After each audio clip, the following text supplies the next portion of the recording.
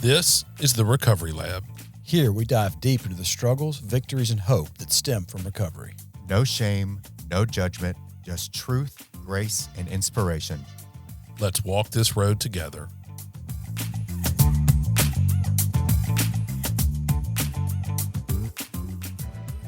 All right, everybody, we're back. This is episode number 100.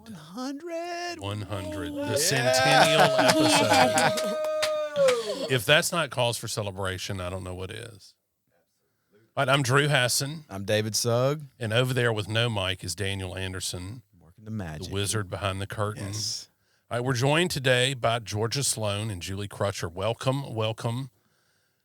Julie, you've been here before. Mm-hmm. And I understand you're here for moral support. Yes. All right, Georgia, I'm glad to meet you face to face. I know. I'm so excited. You want to tell everybody a little backstory. Why are you here today?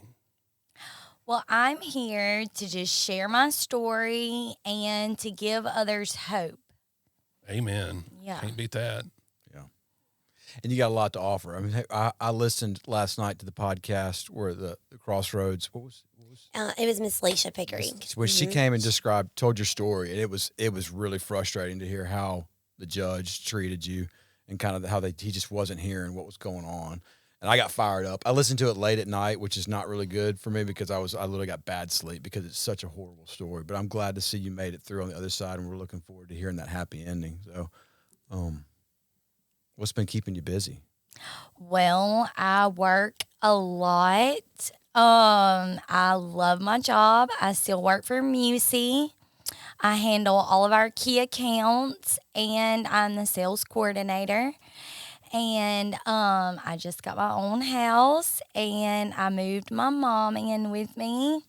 So that's what's keeping me pretty busy these days. Cool. Tell everybody what Musi is in case they don't know. Will you share that? Yes. So Musi is a company that Leisha Pickering and Adam Pierce started about, I want to say like 12 years ago. And Musi, I've worked there. It'll be 9 years that I've worked there. And Musi has partnered with Crossroads, Vicky DeMoney at Crossroads, in hiring ladies whenever they finish the 4 months in the program to provide jobs for them and opportunity. And Musi has a lot of the people in leadership positions went through the Crossroads program, and they just really give you a chance and see you for where you are and not for where you have been, and just take a chance with you. And so me and Georgia and I both, we went through the program, and So, and we make bath bombs, soaps, candles, salts. Sorry, I didn't tell you all of that. We make beauty products, and we're in Canton, and we're in stores all over. Georgia more so knows, like, all the stores we're in, but yeah. It is such a beautiful company. Like, we get to work with so many different people. We get to work with people like across the world. Like, we have people in Australia. Like, they're just everywhere, and it's just a beautiful company. You get to, like, you know, show who you are in that company. Yeah. You get to find your worth. That's really where I found my worth, was through Musi. Mm-hmm. Yeah. So tell us, how did you get? We know that you were working there before you had to go up the road. How did you first get introduced to Crossroads? How did you end up there in the first place? Okay.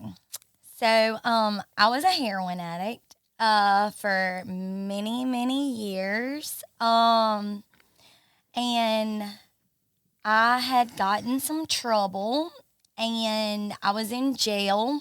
I had just caught another charge, and I was supposed to go back to prison. Well, Steve Pickett, he took a chance on me, and he was like, I'm not going to send you back to prison. We're going to send you to Crossroads. And I was like, okay. Why are you taking a chance on me? Like, who am I? You don't even know, you know?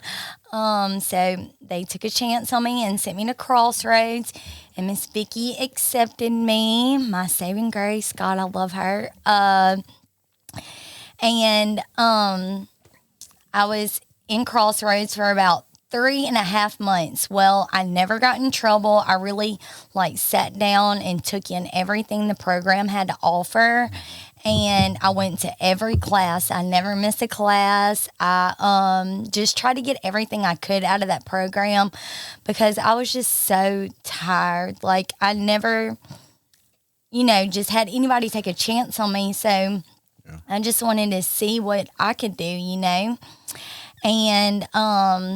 so after about 3.5 months, which Miss Vicky usually lets people start working at 4 months, but UC really needed help. So they let me start. And I was in the back of the warehouse for 2 weeks working on the line, wrapping our bath bombs, packaging them. And Adam, which is one of our owners, he walked outside and he was like, "Hey, you come here." And I was like, uh-oh, I'm in trouble. And he was like, "Do you know how to work a MacBook?" And I was like, "Sure." I did not even know how to scroll on this thing. Okay. And he was like, "Why don't you have a seat right here at the front desk?" He was like, and yeah. I was like, "Okay. Julie, how do I scroll?" And then I pretty much taught myself every single platform we have. I am so invested and it interests me so much. It consumes me. I love to learn. And I'm really good with people. I love talking to people. I love loving on them. I love helping them and just being there for them. So, when customers would call, I would listen to them. I would tell them what I thought was best for their store. I would just shower them with love. Yeah. And eventually I got to work my way up. I was the in packaging. Then they moved me to the front desk. And then from the front desk, I became, after the secretary position, I became the assistant to the sales director. And then I became the sales coordinator, which I handled all of our rep groups and everything. I was over them. And now I am sales coordinator and I do key accounts manager, and I just have flourished within that company. I know all the platforms the back of my hand because And she has her own office now. yes, I have my own office. Nice. Adam gave me his office. That was a blessing. So you touched on at Crossroads, and it sounds like you were really ready for a change. You just didn't have a place to really make that happen, and Crossroads provided that place. But you're sticking it out there. You're doing a lot of growth. You're having a lot of good things happen. Yeah. What was it, 18 months ago? You had a court date that didn't go well. What happened then? Yes. Okay. I take full responsibility for my actions. I know every action has a consequence, Absolutely. and I completely understand that. But I also don't understand where the justice is. Where's the reform when somebody's already shown that they can change their life? Okay. So what happened is I went back to court after being sober 2.5 years. I stayed with Crossroads the whole time. I even got to move out and live in the sober living house, which is independent living. And I chose to stay there. I could have left at any time, and I chose to stay. And I went back for my sale of heroin charge. And I got an 8-year sentence, 4 suspended, 4 to serve, and I was sent back to prison. Okay. And How long ago was that? How long did you serve? I served from December the 4th, 2023 until October 28th, 2024. Okay. And I did not let that get me down. I went into prison and I literally took every class they had to offer. I received over 13 certifications. Wow. Yep, I have my forklifting certifications and everything. Did you say forklift? Yeah. Yes. yeah. Heck yeah. Yeah. Of course. Can you reach the pedals? No. But, you know, I got those certifications. I helped so many women get into the Crossroads program. There was this one sweet little lady there, and she had been sitting there like 6 months past her parole date, and she had nowhere to go. Nobody would take her. And I started crying, like my heart hurt for this lady. She had been homeless for 10 years. And she was just so broken. And she was like, can you really help me? I said, let me show you. I called Miss Vicky up. I said, Miss Vicky, I need you to get her in there. And she said, okay, I trust you. God, out of your misery and the injustice came, you're this Something lady's beautiful. guardian angel. I mean, Yeah. really, she might think, God sent you to her. Well, Really, I would feel that way. yeah, I know. I just wanted to be a light to others in there. I wanted to love on people. I wanted to help them. But I also had very strong, healthy boundaries. Like I did not, partake in anything crazy. Like I got sent to the incentive building, which our doors were open from 7 in the morning until 7 at night. You could only go in there if you could pass a drug test and you had no RVRs. So I made sure that I took a business course while I was in there. Awesome. Got my business technology certifications. Like I literally tried to get everything that was offered out of it and tried to be a light to others. And, I tried to help people whenever I could and just speak life into people because that place is it will break you down. It Were you is at evil. CMCF the whole time? Mm-hmm. Okay. That's the second time I went. Yeah. Yeah, it's just stranger the second time. I've been twice too. It's like the first time I was like, I messed up. The second time it was demoralizing. The second time, Yeah, it was the just second brutal. time was even Yeah. worse. Yeah. And then share with them about how when you couldn't go to when you got your charge whenever they were classifying you, and another charge came up. Yeah. Okay, so whenever they were, I'm feeling bad. I had for been you. in Lowndes County for 3 months and nobody told me about this other charge. Okay, so I went to get classified and I thought I was going to get to go to Flowood, and I did not. Another charge came up. I had overdosed in the front seat of a car in Aberdeen, Mississippi. And they charged me with everything that was in the trunk of that car. Okay. And they had to give her Narcan like 7 times. I was Narcan 7 different times that time. I know you had to be feeling like, no, y'all are making stuff up. Yeah. I was just body kinda in like, I was like, wait, what? How y'all sent me to the hospital. Like, how is that even possible? But it's okay. And so I didn't get to go to Flowood, okay? I found out about this charge, and I was devastated. And I just got in my word, and I was like, God has a plan for me. Regardless, no matter what happens, He has a plan for me. And so I went up for parole in September the 1st, okay? August the 31st or the 27th or something like that, they called me out for my yellow jumpsuit to go to court. And they, instead of Aberdeen, they brought me all the way to Tupelo.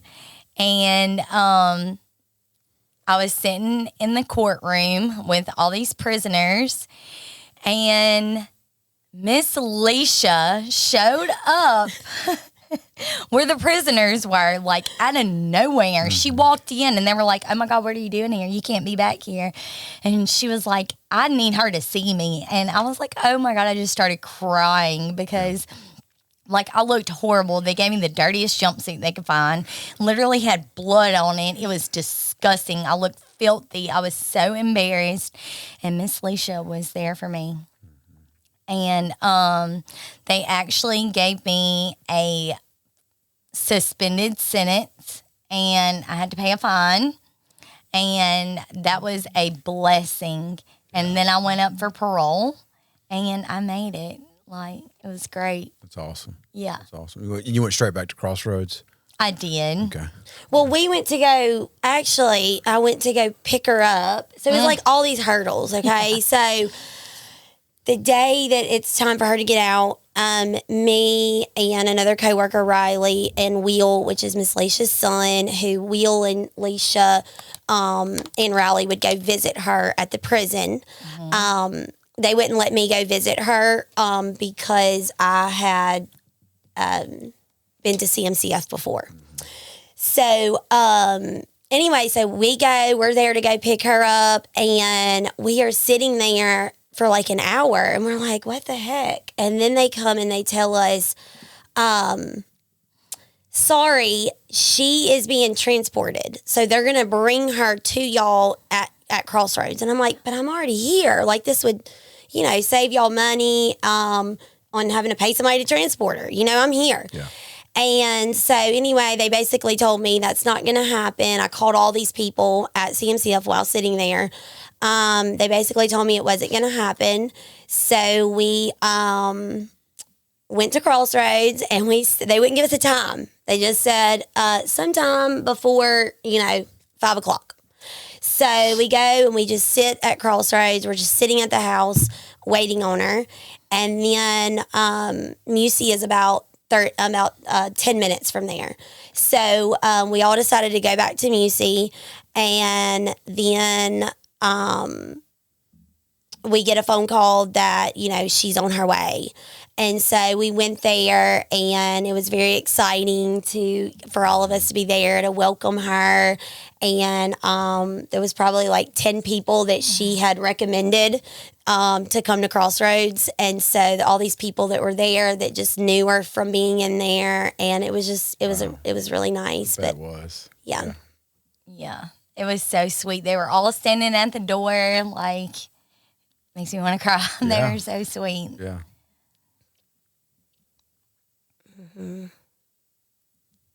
That was a really hard time, like, having to go back in there and just, like, being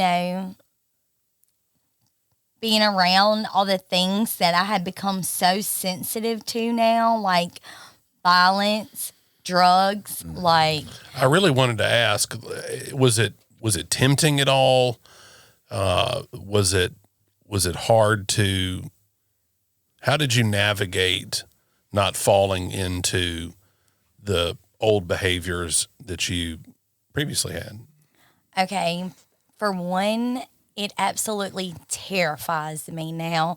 Like, I know my promise from God, and I know how beautiful the sober life is. Like, I feel it every day, the presence of God. Like, I know this love and this feeling.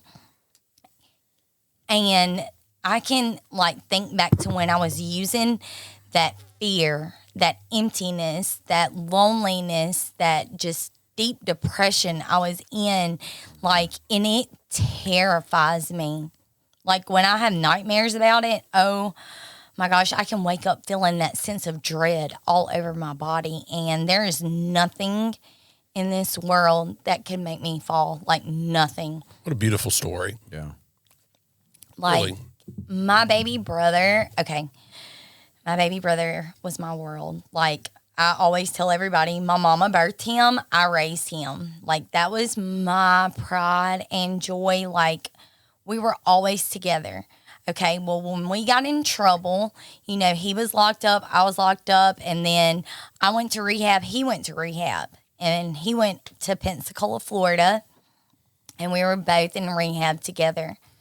Okay, my little brother went to MSMS, Mississippi School of Math and Science. He was very, very smart. He was just like a genius, and he slipped one time, and he passed away.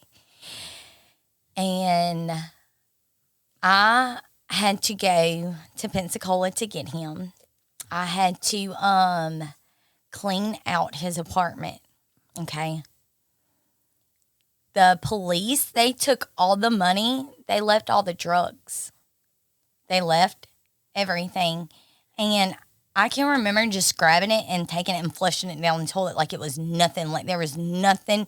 Like I feel like I have to live for him. Like I had to keep him alive. Okay. 2 days after that, my Aunt Tessa overdosed and passed away. And she was in, a different part, she was in Mississippi and I was in Pensacola. Like I couldn't navigate it all. And it was just so I was just like, oh my gosh, like I have to live for them. I have to, be a voice for them because I was the one they didn't expect to make it. Like I was the real black sheep. They were the good ones, they had degrees and everything. And I was always, an addict, like very, very young.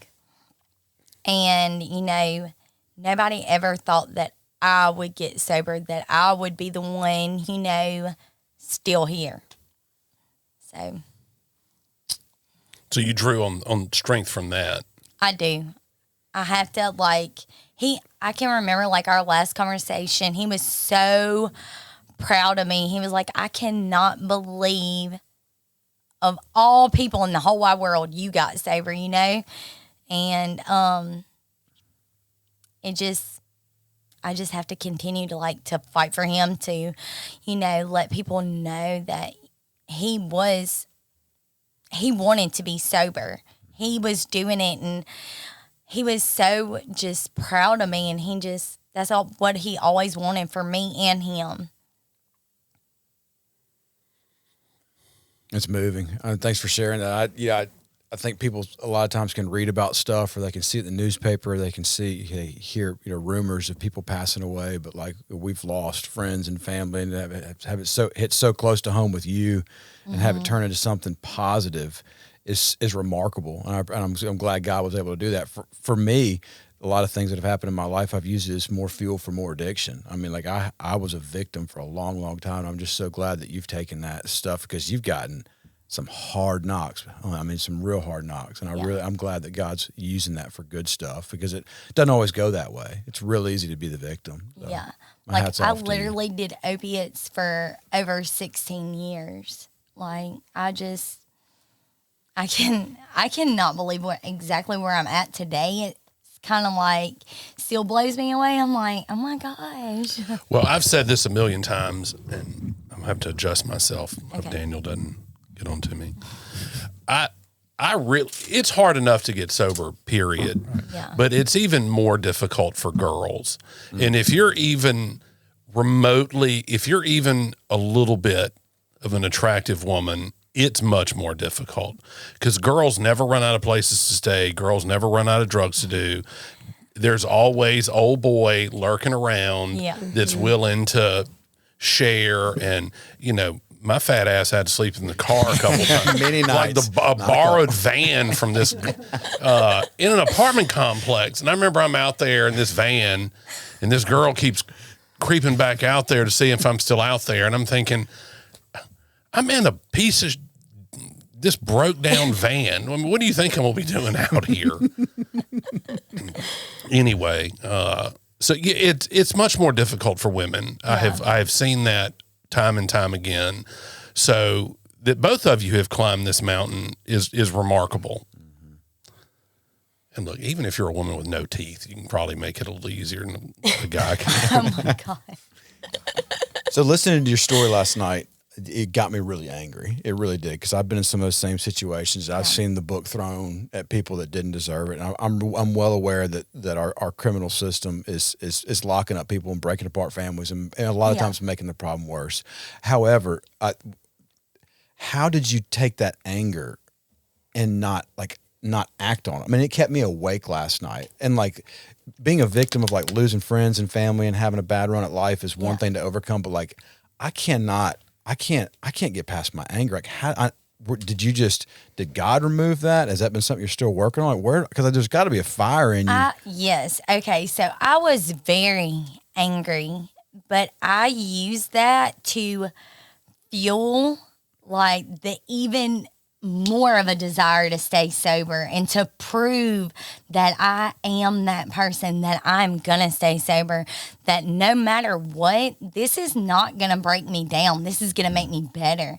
This is more of a testimony for me. This is a chance for me to help people and to just be a light. This is the chance to really show them that this is what I want. So no matter what you do, like no matter how much time or whatever, no matter the final outcome, I'm still going to be sober. It doesn't matter. And let me say this. I could have gotten a lot longer. I really could have. Okay. And it was a blessing for the time that I did get. But where is the reform in that? Where is the justice whenever someone has proven themselves, somebody who's like, I have literally jumped every hurdle. I've went through every single thing. You know, I have proven to society I can be a productive member. I had 2 jobs. I was working at Musey and Aqua the Day Spa for Susan Barnett. Oh my gosh, I love her. And I was just, you know, doing everything possible to, you know, that somebody could do to prove their worth to the justice system, you know? So, and I begged for drug court, drug test me every day, put me in, you know, let me do community service. Let me just show you, let me give back to others.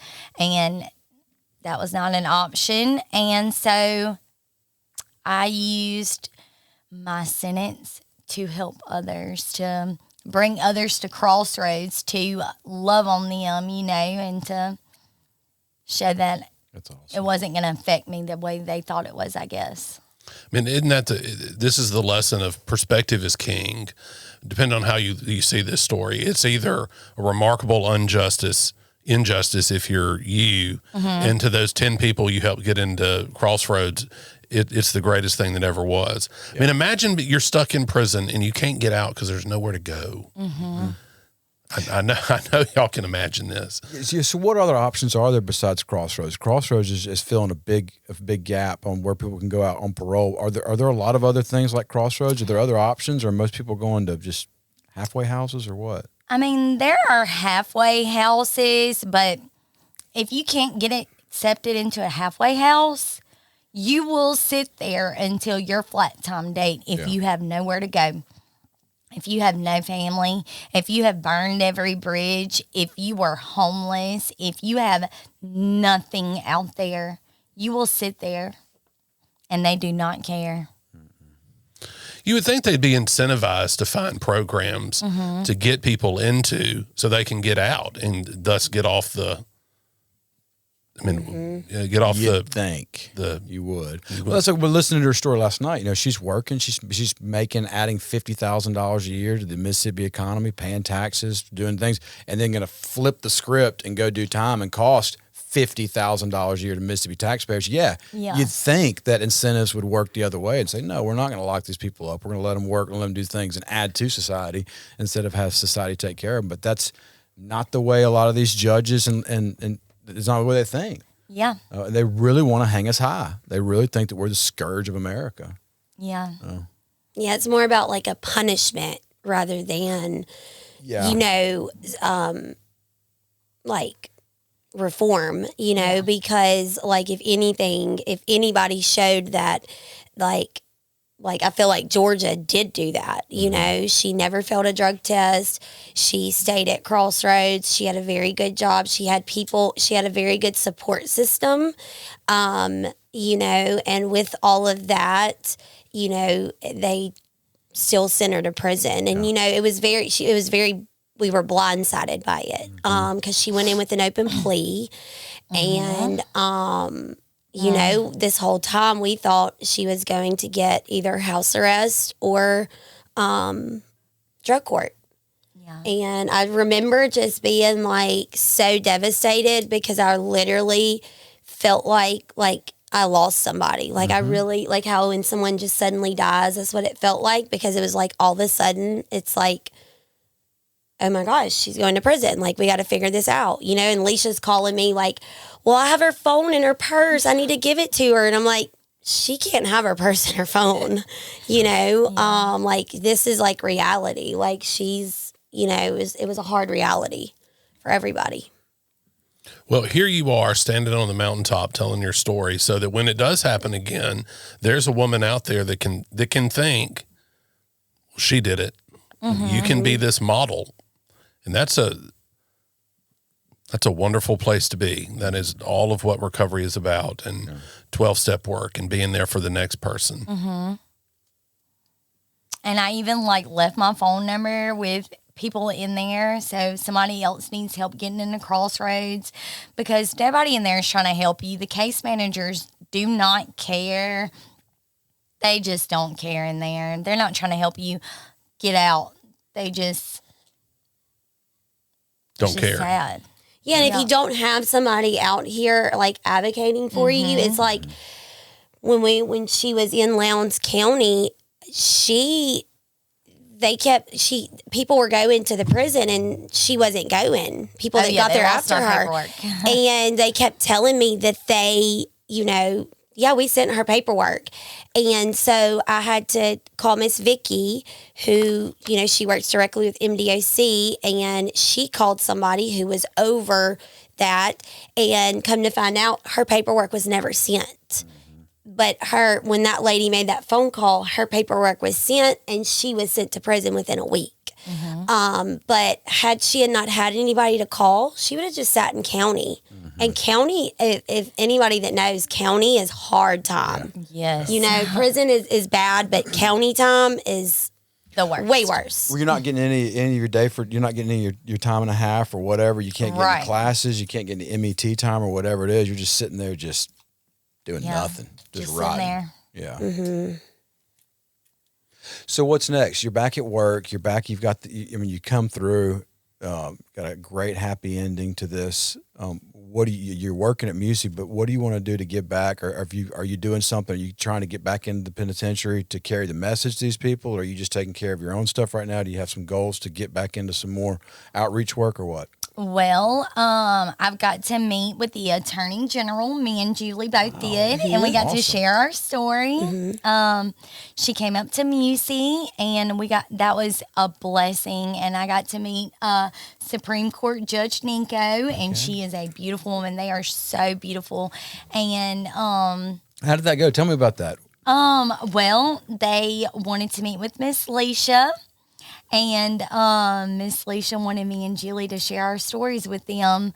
So we did, and they are just, oh my gosh, it was just amazing to share, you know, my experience and everything that I'm working for and I have been through. And hopefully, like, we can get some more stuff going, you know, and I can help give back. Like, I would love to be able to change laws, like help be a part of that, like especially for addicts. You know, there's got to be some kind of reform, not punishment.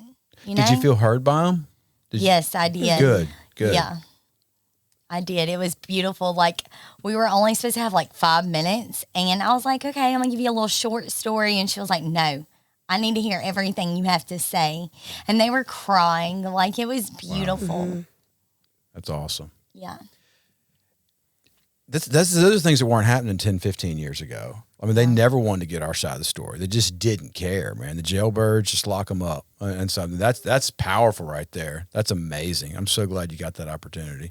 And that's going to make change for people. That really is. That's the kind of thing. They're changing policy, changing opinions where it matters, not just with us, because we know our opinion. You know, we want to be home with our families and friends, but to be able to change the decision makers' opinions and have really changed lives, that's awesome. I'm glad God's doing that. That's really cool. So what is next? Well, so when I got home, I stayed at Crossroads for another month or two, and then I got my own place. Yes. And I moved my mom in with me. And I am in the process of getting my daughter back. I have a 12-year-old. Yeah. She is beautiful. She is my whole heart. Like, she's my world. I'm in the process of getting her back, and I will fight every day until I have her here with me. Like, she is amazing. And my Aunt Kathy has her right now. And my Aunt Kathy takes the best care of her. She is very well taken care of. She's very loved. She's a little cheerleader. You know, she does pageants. She's a beautiful, beautiful soul. And she loves going to church. And she is just so bright and gorgeous. And I just cannot wait. And then tell them about your car. So the day that I signed my lease, this lady called Miss Rhonda, which I work with Miss Rhonda. She was a part of Crossroads as well, and she's in leadership as well. And she said, "Do you know anybody that needs like a washer and a dryer?" And she was like, "Oh my gosh, Georgia just signed her lease on her house," and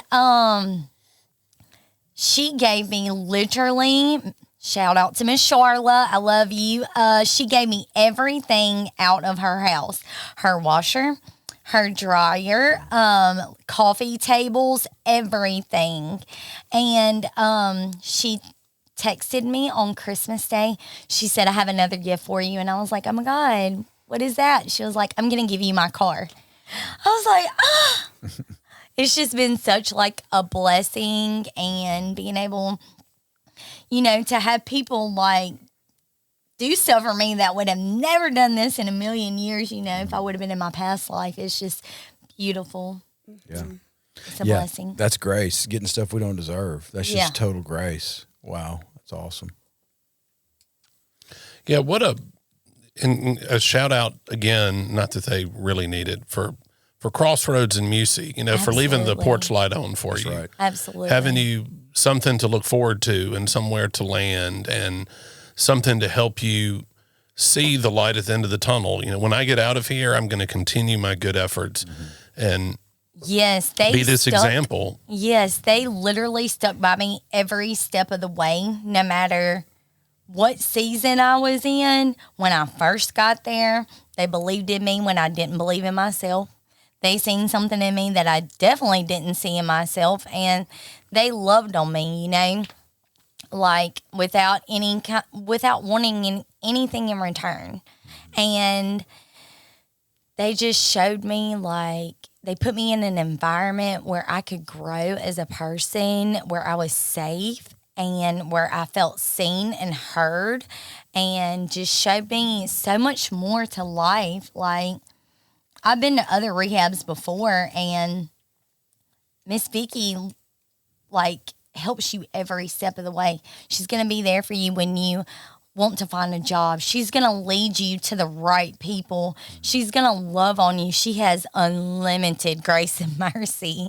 She is just such a special person. Like, I literally chose to start my life here, my new life, because I'm not from here.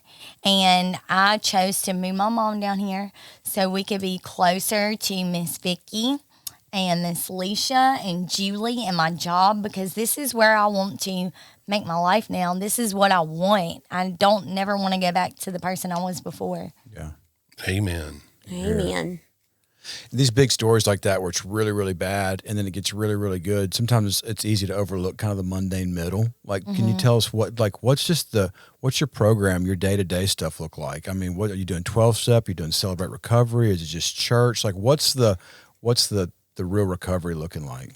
My recovery is, I don't do a 12-step program. I'm not going to lie to you about that. My recovery is my relationship with Christ. I am a firm believer in Jesus Christ, and I read my Bible every day.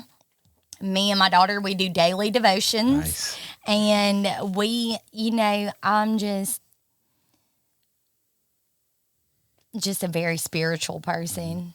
Are you part of a church or another community aside from Crossroads, or is it all pretty much in the same? Are all your girlfriends there at Crossroads in a church with you, or are you doing this stuff kind of alone? Tell me what your connections like. I've attended a bunch of different churches. Like my favorite church would probably be Vibrant. I love Vibrant Church, and I love Julie's church. I just moved over here, so I'm fixing to start going to her church. And I go to Christ Way. Okay. Yes, Christ Way. And so I'm fixing to start attending there every Sunday. I've been trying to get my house in order and everything. Yeah. And that's where I'll be going. Cool. Yeah. Are most of the girls picking their own kind of recovery program? Are they doing 12-step, or they just kind of get in where they can, they fit in, or how does it work? So Crossroads is a faith-based program. And so they do celebrate recovery every Wednesday. The girls go to that. But it's not like some rehabs where they do the 12-step and all that. It's not that's not what this is based on. This is more of a faith-based recovery. And yeah, so, and you know, like for me, I always say, like my dad is he's an addiction, and he's been sober for 2 years now. And he's always done the 12-step program. And just for me in my life, what I always say is like, there comes a time, and I said this in the first podcast I did, but there comes a time where, you know, for me, it's like, it's almost like if somebody was a bank robber and then they turn their life around and they're a preacher, well, they're not a bank robber anymore. They used to be, but they're not anymore. And so like, I identify as like, I'm an overcomer. I'm a child of God. I'm a mother. I'm a daughter. I'm a sister. I'm many things, but like, I'm so far past that like, you know, I say I'm a recovering addict. I'm not, you know, in it. And like, I'm not like, you know, that's just for me. Yeah. I'm glad to see it working. It's obviously working. You are bright, shining examples of God's love and grace. It's cool to see. It really is. Thank you. It's awesome. So I guess you run across some girls, though, that are pretty fresh off that wagon. You know, they're probably pretty raw. They're popping out of jail. They're kind of, how do y'all work with them? Do y'all let the program do it, or do y'all do some pretty intensive work with some of these girls when they come in? Well, Miss Vicky definitely does intensive work with them. They have classes at least, I think it's like 4 or 5 days out of the week. And she also has a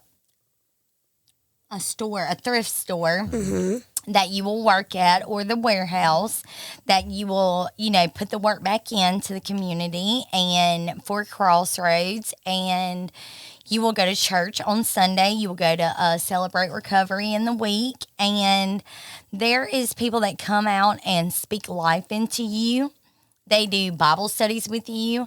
They do, like Mr. Perry, he does like finance with you, and he shows you about the pathways in the brain, how to rebuild pathways. Like, you know, it takes a while for an addict to rebuild another pathway. And he teaches you about all that. It's very, very informative. Like, I love Mr. Perry's class. It was very good. That's cool. You mentioned finances, like teaching people, like, this is how you balance a checkbook. This is how you pay your property taxes. This is how you... Yeah, like Miss Vicky she gives an example. She's like, okay, you have $40,000 right now. What are you going to do? And she makes them write it out so that, because in some people's mind, they're like, oh, $40,000. Buy a Lamborghini. When you start looking at, okay, I've got to pay rent, I've got to pay a deposit, I've got to get a car insurance, goes very fast. You have court fines. You have to make sure, like, because most of us have mismanaged our money for so long. Like, we don't even have a credit score. Like, I know my credit score was like a 523. I just found out today that is a 647. Nice. That's good. Yeah, that's really good. That's killing it. Yeah. I mean, I'm working on it. Like, I'm trying to build everything up that I took years to tear down. You know, I have ran everything down to the ground, and it'll take time to build everything back up. Like yourself, your finances, your health, you're basically starting over from scratch. Like, Yeah. and it's hard. It's hard to show, the world. And it's hard to get a house because you're a convicted felon. It is hard for anything. Everything you have to answer if you're a convicted felon on it. And I don't believe that that's fair. Not if Trump can get elected. Hey. Yeah. I mean, I know people joke about that, but look, if you can run for president with 34 felonies, then you ought to be able. You ought to be able to get a place to live. I've only had 3. Yeah. And I'm glad that you're in the position you are. I'm glad Crossroads is there, but there's a lot of women. There's a lot of people Yeah. that are not going to have this opportunity. It just doesn't exist. I know. That's why I'm just like, wow, you cannot blow it. Not everybody gets put in this position. Like, how blessed am I? Like, but I want to help somebody else reach my position. I want, if anybody watching this or anything, they can reach out to me personally, and I will help them. I will do whatever I can to get them where I am or further, Look, it's so cool in recovery to get a car. It's cool in recovery to have a house. It's cool in recovery to get, that new thing you wanted. Yeah. But what's really cool is to have actual legitimate self-worth. Yeah. To feel like I'm a decent person. I'm a good person. Because, it doesn't come, you don't get that just by sobering up. Right. It takes work, and you have to put the effort in. And Crossroads and Musey have developed this relationship with each other to give people the fertile soil in which to grow. And that's beautiful. Yeah. I guess it will always, I'm sorry. Go ahead. It's okay. I was just going to tell you, whenever I was in prison, like, my customers at Musey, or Musey's customers, I call them mine because I love them so much. Y'all should, like, literally see the stack of mail I have. I have a stack of mail like this big from the love and support they showered me with. Like, St. Jude's wrote me a letter because we worked real close with St. Jude's. We did a collaboration with them. They even wrote me and told me how much they love me and they were here for me. Like, there were so many customers that wrote me and showed me how much they support me and that they know who I am today, not who I used to be, Yeah. and that they will always be here for me. And that right there, that didn't keep me going. I was like, oh, I got to go back to them, You can't let down kids with cancer. Exactly. Can't be that person. Well, That's awesome. So you said if somebody hears this and wants to reach out to you, how can they do that? We'll find you on Facebook or something? You're going to put an email out there? yeah, you can reach out to me on Facebook, Georgia Sloan, or you could message Julie Crutcher. You can message Vicky DeMoney. Okay. Vicky And- DeMoney is one of the nicest humans on earth. Oh my gosh. So she her is husband, precious. Mr. DeMoney, and my boss grew up together. Okay. They're thick as thieves. Oh. And Vicky DeMoney legitimately is the nicest, kindest, sweetest human. She's not lying when she says you can call Vicky DeMoney. Oh, yeah. Yeah. She'll call you back and care. It's amazing. I can literally just show up over at her house right now and go through her refrigerator and she'll be like, you want me to cook you something to eat? Like, that's how close we are. Like, Miss Vicky has become like a grandmother to me.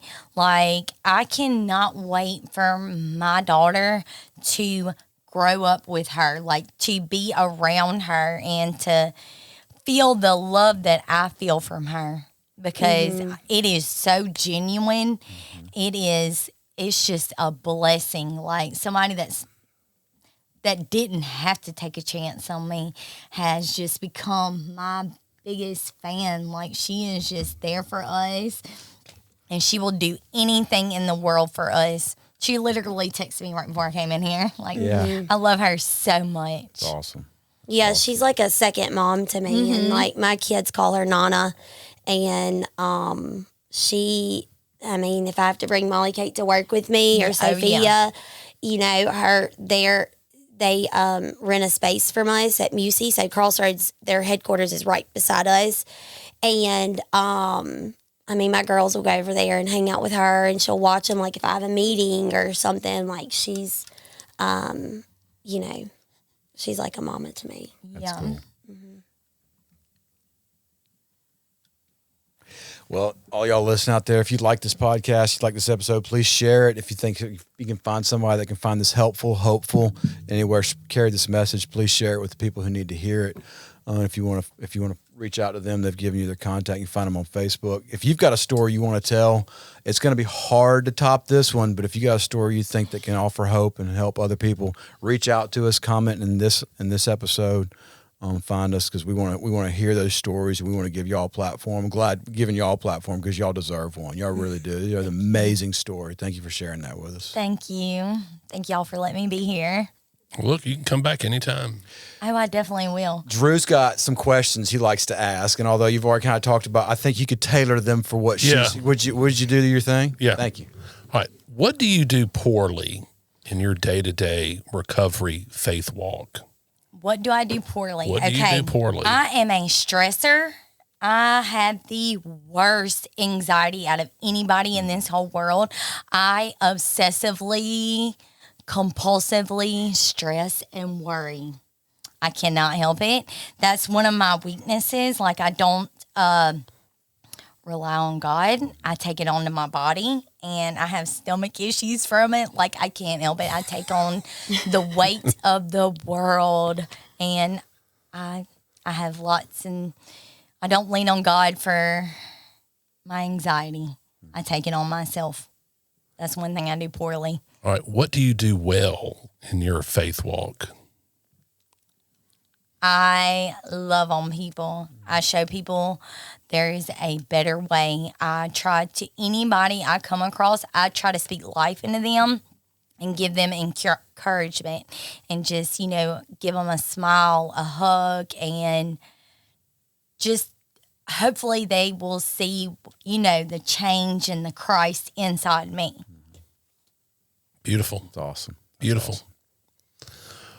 What a wonderful and special 100th episode of Recovery Lab. Yeah, you mentioned getting like the cars or getting some cool things that you get to change. My favorite thing about recovery, though, is to see the story for full circle. Like to hear the horrible, the canary yellow, the gates clanking behind us, and then to see this like not just a better version of that, but a new creation that God's created. Like that's the coolest thing for me because the stuff is stuff, but seeing people blossom, that's really cool. So I'm glad we got to see that. Thank you. Thank you. Amen. Yeah. All right, everybody. That's it.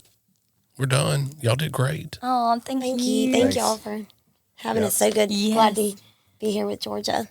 Thank y'all. See y'all next time. We're out.